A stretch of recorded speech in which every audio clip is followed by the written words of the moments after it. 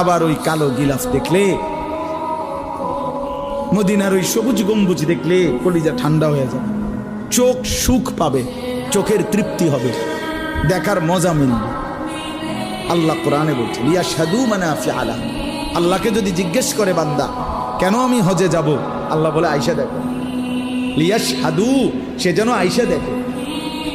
আইসো বান্দা, আসো না আমার ঘরে, আসো, আমি দেখাবো কুদরতের কি পরিমাণ নিদর্শন।